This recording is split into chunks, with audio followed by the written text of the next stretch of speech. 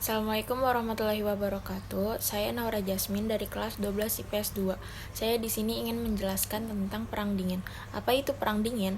Perang Dingin adalah kondisi dunia pasca Perang Dunia II, di mana negara Amerika Serikat sebagai blok barat dan Uni Soviet sebagai blok timur berlomba-lomba untuk ajang kekuatan militer dan teknologi. Latar belakang Perang Dingin. Ada 3 faktor terjadinya Perang Dingin. Pertama, perbedaan paham ideologi, di mana Amerika Serikat berideologi liberal kapitalis, yaitu mengagungkan kebebasan individu, dan Uni Soviet berideologi komunis, yaitu lebih mempercepat kesejahteraan buruh maupun rakyatnya. Kedua, karena keinginan untuk berkuasa. Yang ketiga, yaitu berdirinya Pakta Pertahanan. Keduanya saling menciptakan Pakta Pertahanan. Amerika mendirikan NATO dan Uni Soviet mendirikan Pakta Warsawa. Berdirinya kedua pakta tersebut membuat muncul rasa saling curiga antara kedua blok. Amerika dituduh menjalankan politik imperialis untuk mempengaruhi dunia.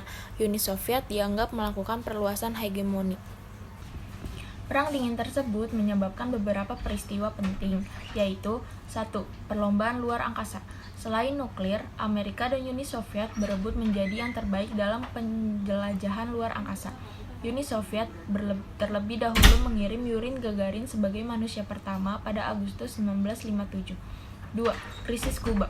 Rezim pro-Amerika berhasil didirikan di Kuba, namun Amerika menolak pengurangan ketergantungan ekonomi Kuba atas Amerika.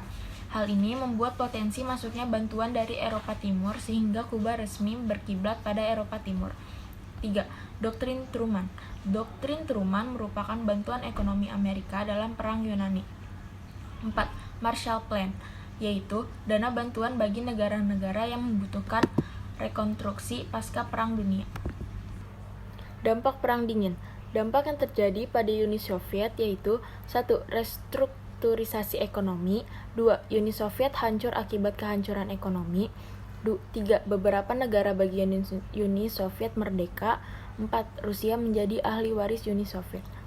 Dampak yang terjadi pada Amerika. 1. Menjadi satu-satunya negara adidaya di dunia. 2. Memiliki banyak tentara yang tersebar di dunia. 3. Puncak pengembangan industri militer. Dampak yang terjadi pada dunia ketiga. 1. Munculnya konflik baru di sejumlah negara. 2. Konflik sipil dan etnis baru di belas Yugoslavia. Berakhirnya Perang Dingin. Pada Maret 1985, Mikhail Gorbachev, pemimpin baru Uni Soviet, meluncurkan Glasnost dan Perestroika yang berfokus perbaikan ekonomi dalam negeri dan menghentikan perlombaan militer. Pada 1989, kebijakan Gorbachev membuat kehilangan dukungan dari militer Uni Soviet, sehingga negara-negara satelit mulai memerdekakan diri. Pada 1991, upaya pembunuhan Gorbachev yang dilakukan oleh garis keras Uni Soviet.